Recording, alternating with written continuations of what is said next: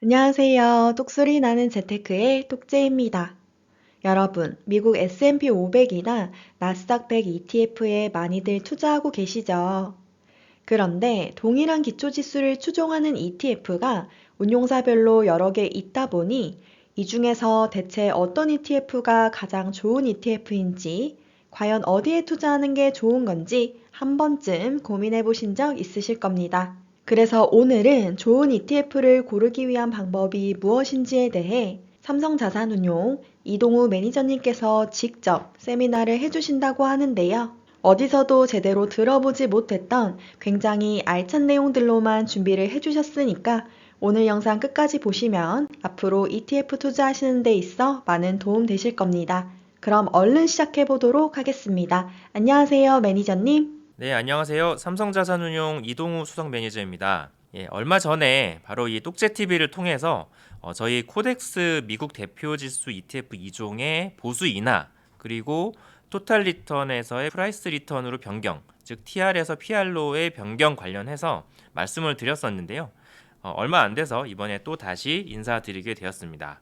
네, 한 달도 채 안 되었는데 다시 방문해 주셨어요. 이번에 방문해 주신 특별한 이유가 있다고 들었는데 뭘까요? 네, 지난번에 저희 코덱스 미국 대표지수 ETF 2종의 총보수 인하 소식을 전해드린 바 있습니다. 그런데 이제 전체 비용, 즉 실비용 부분에 대해서는 말씀을 못 드리고 총보수에 대해서만 말씀을 드렸었거든요. 그러다 보니까 실비용에 대한 설명이 좀 부족했다라고 느끼시는 분들이 많으신 것 같아서 이번에 좀 더 업그레이드된 내용으로 준비해서 다시 방문하게 되었습니다. 똑재TV 구독자분들께서 알고 계신 대로 총보수만 보면 안 되는 게 맞습니다. 기타 비용과 같은 다른 비용까지 모두 더한 실부담 비용을 따져봐야 하고요. 그런데 저희 운용사에서는 사실 총보수 외에 다른 비용은 고정되지 않고 매년 변동하는 비용이기 때문에 언급하는 데 다소 어려운 점이 있는 것이 사실입니다. 그럼에도 불구하고 많은 분들께서 또 궁금해 하시기 때문에 오늘은 총보수와 실비용이 어떻게 다른지 흔히들 생각하시는 실비용은 어떤 것인지를 알려드리고요. 궁극적으로 좋은 ETF를 고르기 위한 방법은 또 무엇인지 정보를 공유해 드리고자 합니다. 네, ETF의 보수 개념에 대해서 저도 많이 궁금했었는데요. 오늘 이렇게 직접 공부하는 세미나를 마련해 주신다니 기대가 됩니다. 하나씩 알아보겠습니다. 먼저 ETF의 비용은 어떻게 구성되는지부터 좀 알려주시겠어요? 네, 먼저 ETF의 보수 구조에 대해서 설명드려야 할 것 같습니다. 네, 제가 준비해온 장표를 좀 보시겠는데요. 가장 위에 이제 네모 박스 중에서 가장 짙은 파란색 부분, 이 부분이 바로 총보수 부분입니다. 운용보수, 신탁보수, 사무보수, 지정 참가 회사 보수 이렇게 4개 보수로 구성이 되고요. 흔히 4대 보수라고도 불리고 있습니다. 그런데 이 총보수에다가 이제 기타 비용을 더한 것이 바로 두 번째 나오는 이제 TER, 영어로는 Total Expense Ratio라고 하는데요.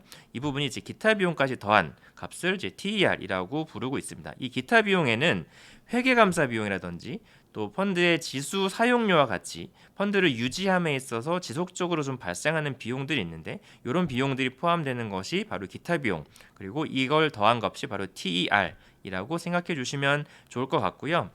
그리고 이 TER에다가 매매 중개 수수료율까지 더한 것이 궁극적으로 바로 이제 실비용, 투자자분께서 최종적으로 지불하시게 되는 비용이 되겠습니다. 이 매매 중개 수수료율은 여러분들께서 ETF 투자를 하시게 되면은 이 ETF에서는 주식이나 채권과 같은 자산을 이제 사야겠죠. 그럴 때 발생하는 수수료라고 이해하시면 됩니다. 네, 이 장표에 구성된 1, 2, 3번 총보수 TER 이 실비용 이 부분은 많이 보시는 ETF 체크에도 이제 그대로 나와 있는 것을 이제 아실 수가 있습니다. 그리고 말씀드린 비용들 중에서 기타 비용과 매매 중개 수수료율은 ETF의 설정, 환매 등에 따라서 계속해서 변하는 값이고요.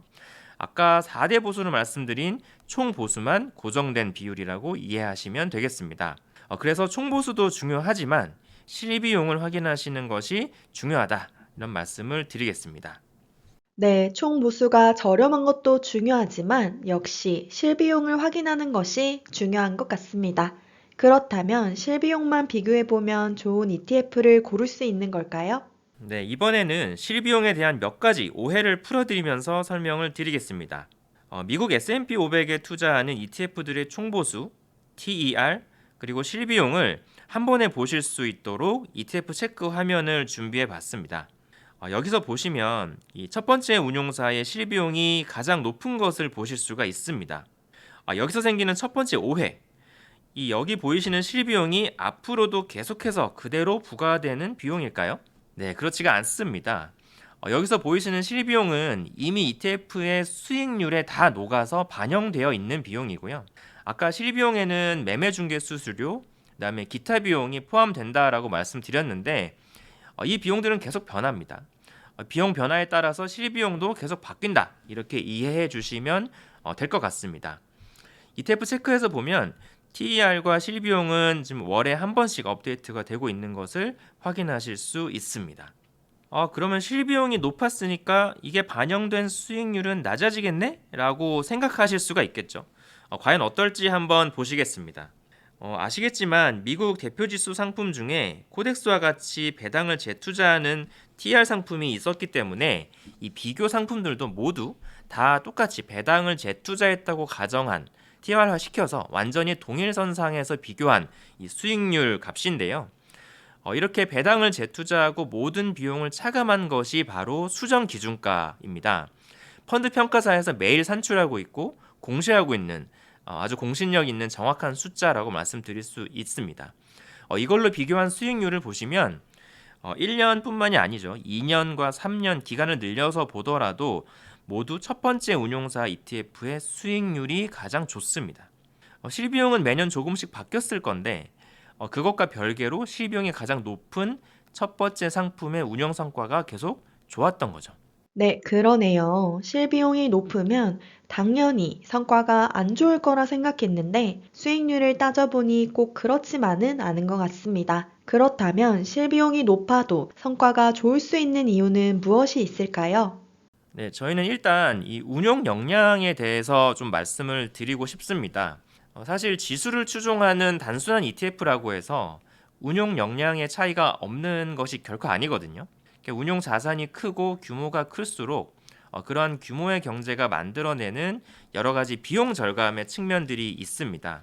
예를 들면 달러를 환전할 때도 그렇고요. 주식이라든지 채권을 매매할 때도 거래 단위가 큰 운용사가 당연히 유리하겠죠. 이런 것들 하나하나가 녹아들어서 장기적으로 꾸준히 더 좋은 성과를 보이고 있는 것이다. 이렇게 말씀을 드릴 수 있겠습니다. 네, 실비용이 높다고 성과가 안 좋은 것이 아니다 라는 오해가 싹 풀린 것 같습니다. 그런데 구독자분들도 이 부분을 제일 궁금해 하실 것 같은데요. 그렇다면 첫 번째 운용사의 실비용이 높았던 이유도 추측할 수 있을까요? 네, 아무래도 첫 번째 미국 대표지수 ETF의 순자산 증가율이 다른 ETF들 대비 보시는 것처럼 이제 훨씬 높았습니다. 투자자분들께서 많이 사주시게 되면 ETF의 설정이 그만큼 많아지고 ETF에서 주식을 또 그만큼 많이 사게 되면서 매매가 늘어나겠죠. 그러면서 매매 중개 수수료율이 올라간 경향이 있고요. 향후에는 점진적으로 안정될 것으로 예상이 되고 또 말씀드렸던 이 운용 역량 측면에서도 지난 몇 년간의 성과에서 보여드렸던 것처럼 잘 이어나갈 수 있을 것이다 이렇게 기대하고 있습니다. 네, 실비용은 높았지만 그 비용을 다 반영한 최종 성과는 가장 좋았다는 게 흥미롭고 이렇게 ETF도 운용사의 역량 차이가 확실히 존재한다는 사실을 또 새롭게 알게 된 것 같습니다. 하지만 한 가지만 비교해보고 판단하긴 어려울 것 같은데요. 다른 ETF도 한번 보여주시면 좋을 것 같습니다. 네, 미국 나스닥 100 ETF도 준비해 봤는데요. 이번에는 실비용도 가장 낮은 ETF인데 보시면 성과도 또 가장 좋은 걸 보실 수가 있습니다. 여기에서도 1년, 2년, 3년 전 구간에서 성과가 가장 좋은데요. 3년 성과로 보면 또 가장 성과가 저조한 운용사와 비교해 보면 거의 1% 가까이 차이가 나는 것을 보실 수가 있습니다. 똑같은 미국 대표 지수를 추종하는데 3년에 1% 차이다 라고 하면 사실 엄청난 성과 차이거든요. 이렇게 실비용을 모두 감안한 최종 수익률로 판단하는 것이 좋은 ETF를 고르는 가장 좋은 방법입니다. 네, 낮은 실비용도 물론 중요합니다만 그 낮은 실비용은 그 성과가 연결될 때 그 의미를 가진다 이렇게 말씀을 드릴 수 있겠고요. 실비용이 낮거나 높거나 이것이 반영된 수익률이 가장 좋다면 그게 가장 좋은 ETF다. 그 부분을 꼭 감안해서 ETF 선택에 참고해 주시면 좋겠습니다. 네, 그런데 수익률을 비교할 때 우리가 아는 기준가가 아니라 수정 기준가로 비교해 주신 이유가 있을 것 같아요. 이 부분에 대해서도 한번 설명 부탁드립니다. 네, 모든 ETF는 매일 산출되는 기준가라는 게 있습니다. 하루에 한 번씩 그날 시장의 움직임을 반영하고 각종 수익과 비용을 더하고 빼서 산출하는 실제 가치, 말 그대로 그 ETF의 기준이 되는 가격입니다. 그럼 수정 기준가는 뭐냐? 이 수정이라는 말은 분배금을 재투자했다라는 의미입니다. 받은 분배금을 모두 재투자한다는 가정하에 산출된 기준가가 바로 수정 기준가인데요. 이 역시도 기준가와 함께 매일 한 번씩 공시되는 숫자입니다. 따라서 배당을 주는 ETF든지 주지 않는 ETF든지 모두 동일선상에서 비교할 수 있게 해주는 정확한 수익률 측정의 척도라고 말씀드릴 수 있겠고요. 여러분들께서 많이 보시는 ETF 체크에서는 수정 기준가가 아닌 수정 주가로 비교를 하고 있는데요. 이 수정 주가도 틀린 값은 아니지만 이런 시장 수급에 의해서 가격이 계속 움직이기 때문에 정확한 수익률 비교가 어렵고요. 수정 기준가로 비교하는 것이 그 ETF와 또 펀드 매니저의 운용 실력을 정확히 측정할 수 있는 값이라고 이해하시면 될 것 같습니다.